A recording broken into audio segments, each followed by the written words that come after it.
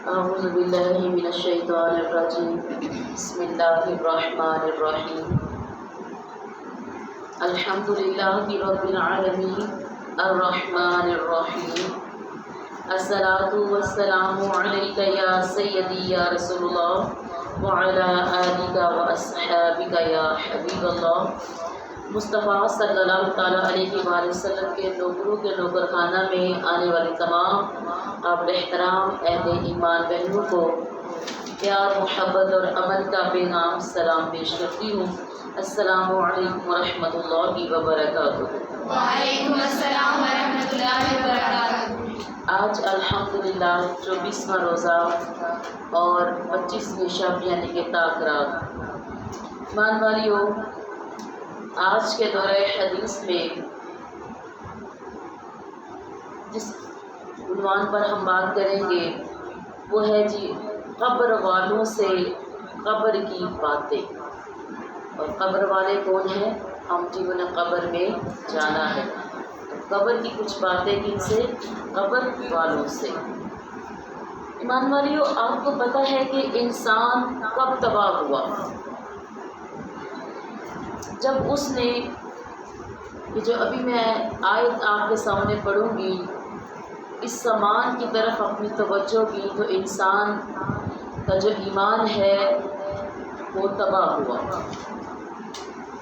اللہ سبحانہ و تعالیٰ نے سورہ آل عمران میں فرمایا بسم اللہ الرحمن الرحیم، لوگوں کے لیے آراستہ کی گئی ان کی خواہشوں کی محبت، عورتیں اور بیٹے اور تلے اوپر سونے چاندی کے ڈھیر اور نشان کیے ہوئے گھوڑے اور چوپائے اور کھیتی، یہ دنیا کی زندگی کی پونجی ہے اور اللہ ہے جس کے پاس اچھا ٹھکانہ۔ تم فرماؤ کیا میں نے تمہیں اس سے بہتر چیز بتا دوں؟ تم فرماؤ کیا میں تمہیں اس سے بہتر چیز بتا دوں؟ پرہیزگاروں کے لیے ان کے رب کے پاس جنتیں ہیں جن کے نیچے نہریں چلتی ہیں، ہمیشہ ان میں رہیں گے، اور پاکیزہ بیویاں اور اللہ کی خوشنودی، اور اللہ بندوں کو دیکھتا ہے۔ ایمان والیوں، یہ وہ سامان دنیا ہے جن کے اوپر اللہ سبحانہ و تعالیٰ نے ترجیح دی ہے تقوی کو، پرہیزگار کو، اور ان کی محبت دل میں نہ بساؤ۔ ایمان والیوں، یاد رکھو اللہ سبحانہ و تعالیٰ کا ایک فیصلہ ہے، اور وہ فیصلہ ہے کہ ہر نفس کو موت کا مزہ چکھنا ہے۔ اللہ سبحانہ و تعالیٰ نے قرآن مجید فرقان حمید سورہ آل عمران میں فرمایا بسم اللہ الرحمن الرحیم، ہر جان کو موت کا مزہ چکھنا ہے اور تمہارے بدلے تو قیامت ہی کو پورے ملیں گے، تو جو آگ سے بچا کر جنت میں داخل کیا گیا وہی مراد کو پہنچا۔ ایمان والیوں، یاد رکھو رب کا فیصلہ ہے کہ ہر جان جس کو میں نے دنیا میں بھیجا ہے اس کو میں نے اپنے پاس بھی بلانا ہے، کیونکہ یہ دنیا محض ایک دھوکہ ہے۔ اس کی جو زندگی ہے یہ دنیا ایک محض دھوکہ ہے۔ اللہ سبحانہ و تعالیٰ نے سورہ انعام میں فرمایا ترجمہ، اور چھوڑ دیں ان کو جنہوں نے اپنا دین ہنسی کھیل بنا لیا اور انہیں دنیا کی زندگی نے فریب دیا، اور قرآن سے نصیحت دو کہ کہیں کوئی جان اپنے کیے پر پکڑی نہ جاوے۔ ایمان والیوں، وہ لوگ جو دنیا کی محبت میں اس قدر مصروف ہو چکے ہیں کہ جنہیں اپنے دین پر چلنا یا تو دشوار نظر آتا ہے یا بدل نظر آتا ہے یا دین پر چلنا بیکار نظر آتا ہے، تو ایسے لوگوں کو اللہ تعالیٰ نے فرمایا کہ انہوں نے دین کو کیا بنا لیا؟ ہنسی کھیل بنا لیا ہے۔ انہیں قرآن سے نصیحت دو کہ شاید وہ پکڑ لے، اور یقیناً آپ کو پتہ ہے کہ قرآن سے وہی لوگ نصیحت حاصل کرتے ہیں جو حاصل کرنا چاہتے ہیں۔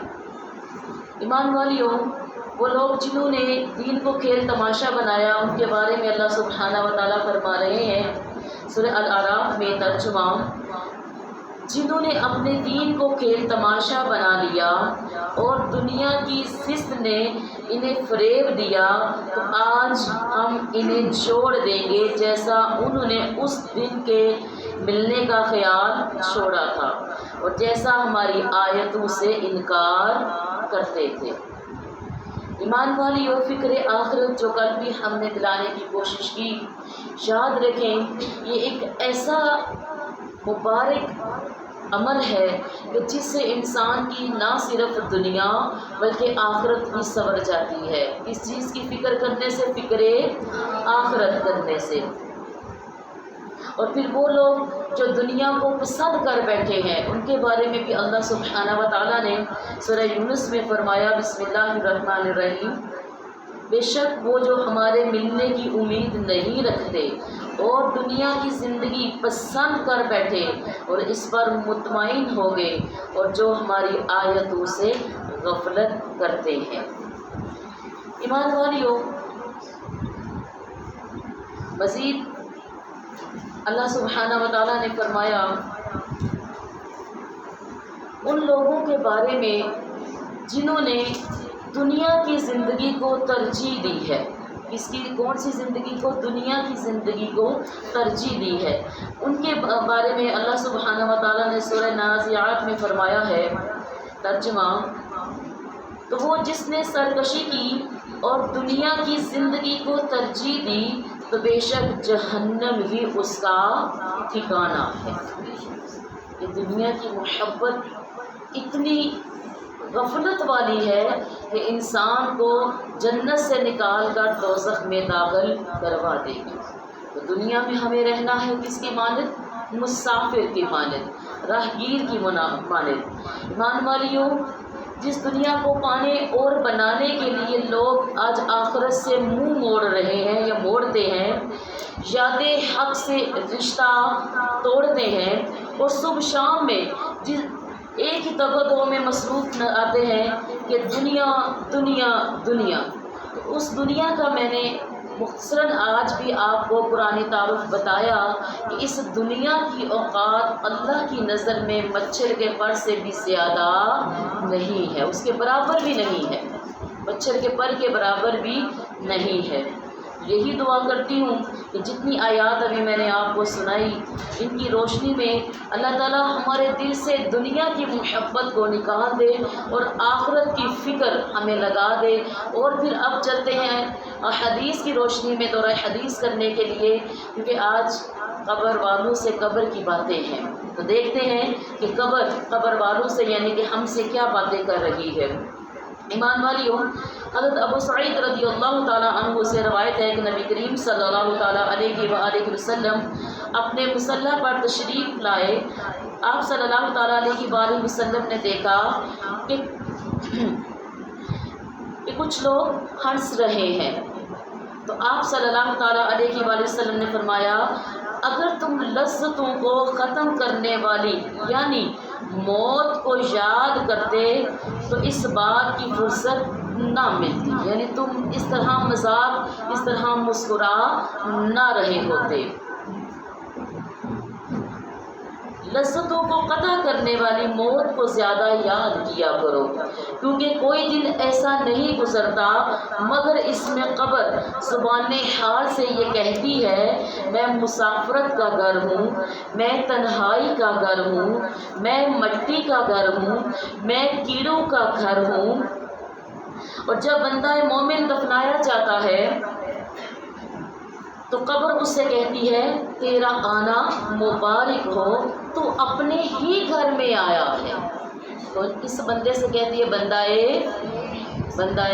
مومن سے کہتی ہے، تو اپنے ہی گھر میں آیا ہے۔ میری پیٹھ پر چلنے والوں میں سے تم مجھے زیادہ محبوب ہو۔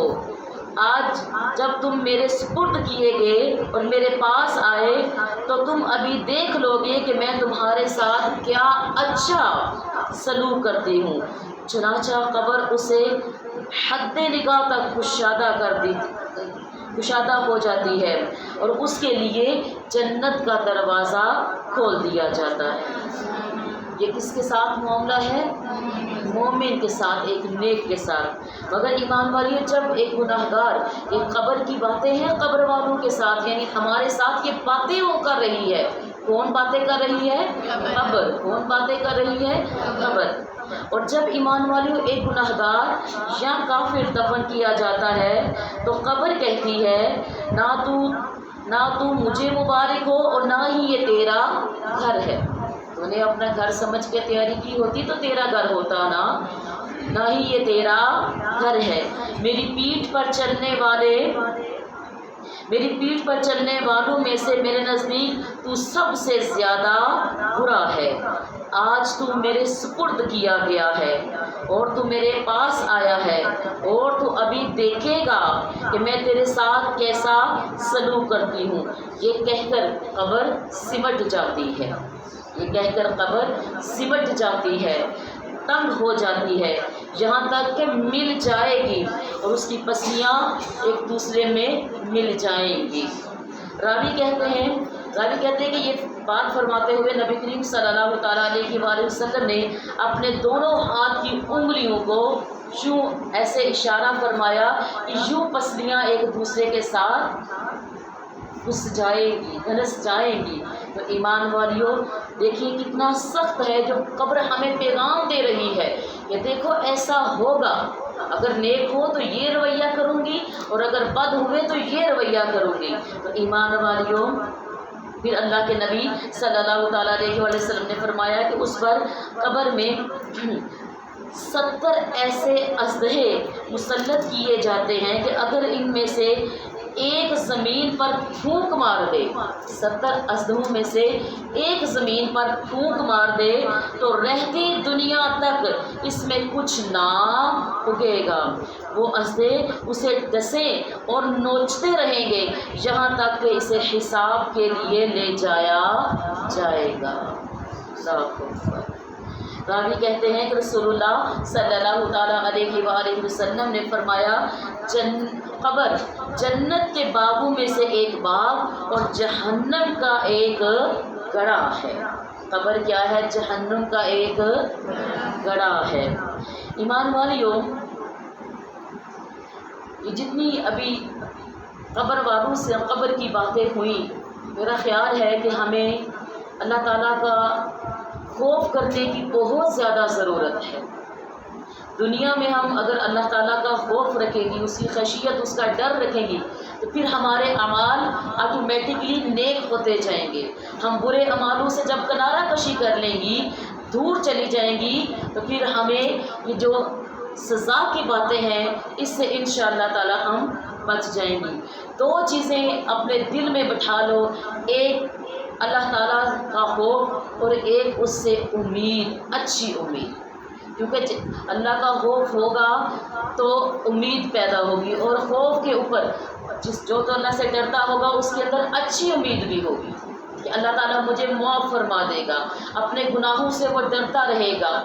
اللہ کے نبی صلی اللہ تعالیٰ علیہ وآلہ وسلم کے پاس حضرت انس اس کے راوی ہیں کہ ایک جوان کی عیادت کے لیے تشریف لے کر گئے جو حالت نزا میں تھا، قریب المرگ تھا، جو حالت نزا میں تھا۔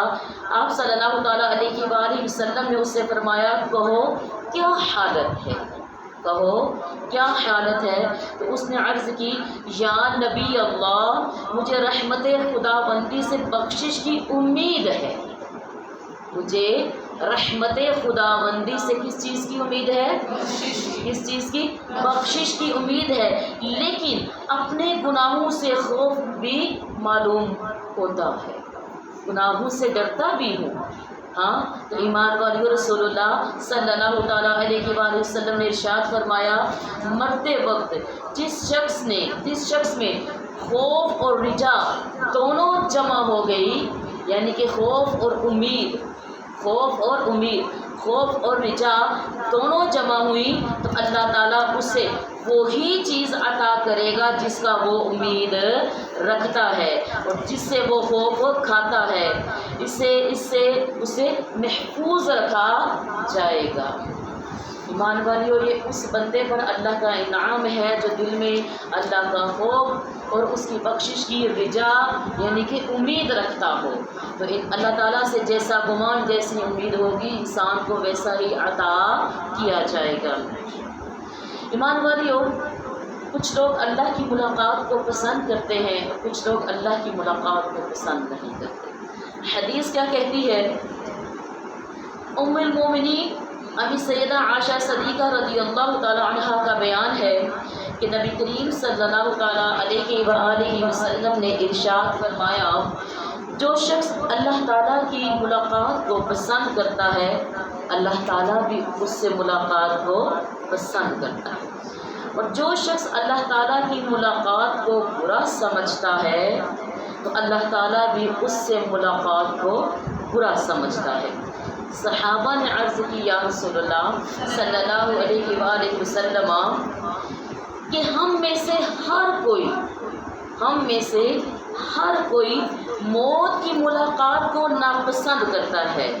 آپ صلی اللہ تعالیٰ علیہ وآلہ وسلم نے فرمایا ہے، یہ مقصد نہیں، بلکہ جب موت کے قریب بندے کو اللہ تعالیٰ کی رحمت مغفرت کی خوشخبری دی جاتی ہے تو وہ اللہ تعالیٰ کی ملاقات کو پسند کرتا ہے، اور اللہ تعالیٰ بھی اس کی ملاقات کو پسند کرتا ہے، اور جب اسے عذاب کی خبر دی جاتی ہے تو وہ اللہ تعالیٰ کی ملاقات کو ناپسند کرتا ہے، اور اللہ تعالیٰ بھی اس کی ملاقات کو ناپسند کرتا ہے۔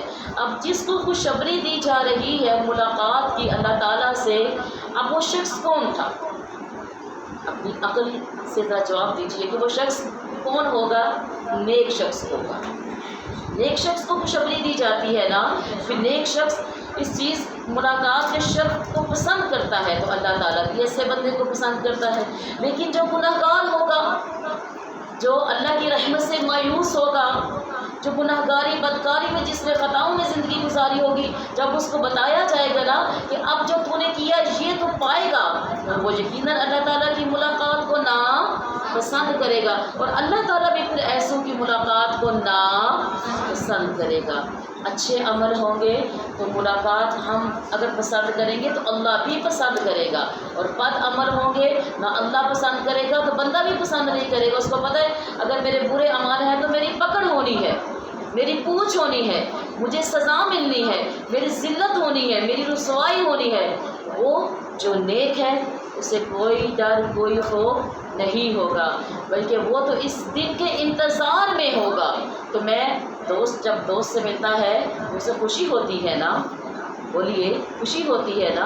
تو ایمان والیو، یہ اللہ والے جب اللہ سے ملتے ہیں نا تو وہ خوشی ہوتے ہیں، وہ خوش ہوتے ہیں، کیونکہ وہ سمجھ، اللہ کے نبی نے فرمایا ہے نا، یہ دنیا مومن کے لیے قید خانہ ہے، یہ دنیا مومن کے لیے قید خانہ ہے۔ جو قید سے جب قیدی چھوٹتا ہے اس کو رہائی ہوتی ہے تو کیا وہ خوشی نہیں مناتا ہے نا، اپنوں سے ملنے کی خوشی، قید سے خوشی۔ تو ایک مومن کی زندگی جو ہے وہ قید خانہ ہے، اور جب وہ اپنے رب سے، اپنے خالق حقیقی سے ملتا ہے تو ایمان والیوں اس کی خوشی ہوتی ہے، اس کے لیے مسرور ہوتا ہے۔ اور ایک بدکار انسان، ایک خطاکار انسان، گناہ گار انسان جب گناہوں میں زندگی میں گناہوں میں مبتلا رہتا ہے اپنی زندگی میں، اسے کیسی خوشی؟ وہ تو اسے تو پتہ ہے کہ میرا حال آگے برا ہے۔ قبر جو آج ہم سے اتنی باتیں کر رہی ہے، یاد رکھو قبر پہلی منزل ہے، قبر پہلی منزل ہے۔ کس کی؟ آئے دیکھتے ہیں یہ کس کی پہلی منزل ہے۔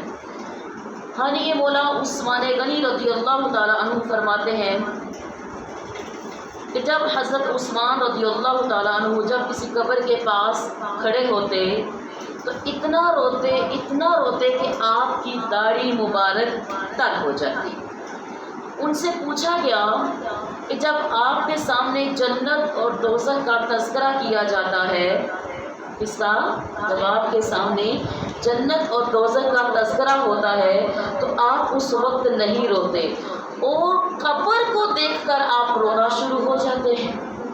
جنت اور جہنم کے تذکرے پر آپ آپ نہیں روتے، مگر جب آپ قبر کو دیکھتے ہیں تو آپ رونا کس کو دیکھتے ہیں؟ کس کو دیکھتے ہیں؟ قبر کو دیکھتے ہیں تو آپ رونا شروع ہو جاتے ہیں۔ تو انہوں نے فرمایا کہ میں نے رسول اللہ صلی اللہ تعالیٰ علیہ وآلہ وسلم کا یہ ارشاد پاک ہے، یا آپ کو یہ فرماتے ہوئے سنا کہ قبر آخرت کی منزلوں میں پہلی منزل ہے۔ آخرت کی جتنی منزلیں ہیں اس کی پہلی منزل ہے، اور جس نے اس سے نجات پائی اس کو آئندہ بھی آسانی ہوگی، یعنی اس کی دوسری منزلیں بھی آسان ہو جائیں گی۔ جس نے کس سے نجات پائی؟ قبر کی پہلی منزل، ہاں پہلی رات، جس کی قبر کی پہلی رات آسان، اس کی تمام راتیں تمام منزلیں آسان۔ ایمان والیو، اور آگے فرمایا کہ اور جس نے اس منزل یعنی قبر میں آسانی نہ پائی، جس نے آسانی نہ پائی اس کے لیے سختی ہی سختی ہے، یعنی جس کی قبر کی منزل مشکل، اس کی آگے ساری منزلیں مشکل ہیں۔ جناب حضرت عثمان غنی رضی اللہ تعالیٰ عنہ فرماتے ہیں کہ رسول اللہ صلی اللہ تعالیٰ علیہ وآلہ وسلم نے فرمایا کہ قبر سے زیادہ ہولناک کوئی چیز نہیں دیکھی میں نے۔ اس سے زیادہ قبر سے زیادہ، کس سے زیادہ؟ قبر سے زیادہ۔ ایمان والیوں، قبر پکارتی ہے ہمیں، قبر ہمیں ڈراتی بھی ہے، سمجھاتی بھی ہے۔ اور آج یہ جتنی باتیں قبر والوں سے قبر کی ہوئی، زبان تو میری ہے، باتیں آپ سے کس نے کی ہے؟ قبر نے کی ہے، کہ دیکھو تم نے میرے پاس آنا ہے، میں ہی تمہارا اصل گھر ہوں، میں ہی تمہارے سکھ سکون کی جگہ ہوں، تو میرے پاس سنبھل کے آنا، میرے تیاری کر کے آنا، میرے گھر کو سجانے کے لیے اپنے ساتھ اعمال نہیں، نیک اعمال کا تحفہ لے کر آنا۔ اور اگر تم میری بات سمجھ گئے دنیا میں، اگر میری بات تم سمجھ گئی، تمہیں سمجھ آ گئی میری بات، تو میں قبر کہتی ہوں تمہاری منزلیں آسان ہو جائیں گی، تمہاری منزلیں آسان ہو جائیں گی۔ اللہ سبحانہ و تعالیٰ سے دعا کرتی ہوں کہ اللہ سبحانہ و تعالیٰ یہ جو آج قبر کی قبر والوں سے باتیں ہوئی ہیں، ہم قبر والوں کو کہ ہم نے اسی میں جانا ہے، وہی گھر وہی گڑھا ہمارا اپنا گھر ہے۔ اور ایمان والیوں، خوف خدا پیدا کرنا ہے، اللہ کی رحمتوں سے امید اور برائیوں کو چھوڑنا ہے اور اچھائیوں کو اپنانا ہے، اور قبر کے اس پیغام کو زیادہ سے زیادہ پھیلانا ہے کہ دیکھو بہن، قبر یہ ہمیں بتا رہی ہے، تو آؤ اپنی قبر کی تیاری میں لگ جائیں۔ یہ جوانیاں نہیں دیکھتی، یہ بڑھاپے نہیں دیکھتی، یہ کسی کے گھر کے روگ نہیں دیکھتی، یہ کسی کی خوبصورتیاں نہیں دیکھتی، یہ کسی کی دولتیں نہیں دیکھتی، یہ کسی کی اپنے گھر والوں کے ساتھ محبت نہیں دیکھتی، بلکہ جب اللہ سبحانہ و تعالی موت کے فرشتے کو حکم دیتا ہے کہ فلاں کی روح کو قبض کر کے اس کو اس کے عالیشان مکان سے گھر سے اٹھا کر اس کے اصل گھر میں پہنچا دو، تو ایمان والیوں اس بات کو سمجھنا ہے کہ یہ موت کے بے رحم پنجے کسی وقت بھی ہمیں آ کر لے سکتے ہیں، یہ کسی کو نہیں دیکھتی ہے، کسی کو نہیں بخشتی ہے۔ تو آج ہم نے اپنی تیاری کرنی ہے، کس کی تیاری؟ قبر کی۔ کس کی تیاری؟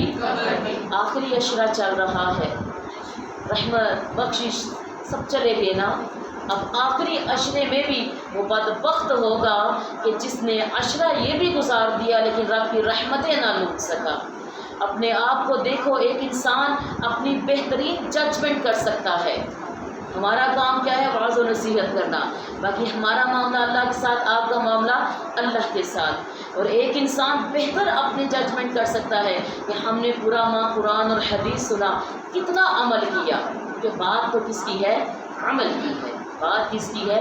عمل کی ہے۔ تو ایمان والیوں، جس نے ذرہ برابر بھی، جس کا ایک آنسو بھی، جس کے آنسو اللہ کی یاد میں، یہ تمام جتنے دورہ حدیث میں سن کر چند قطرے بھی، ایک قطرہ بھی ذات الہی سے اس کے ڈر اور اس کے خوف سے نکل گیا تو یقیناً وہ تمام درس قرآن کا جو سمجھایا جانے والا سبق ہے اس کے مفہوم کو سمجھ گیا، بس شرط یہ کہ وہ قطرہ خالص اللہ کے لیے ہو، اللہ کی رضا کے لیے ہو، اسی کے محبت میں ہو، اسی کی طرف توجہ کرنے والا ہو، اسی کی رحمت کی طرف نظریں دوڑا کر وہ قطرہ اگر بہا، وہ آنسو بہا، تو اللہ تعالیٰ ایسے آنسوؤں کو کبھی بھی رائے گا جانے نہیں دے گا۔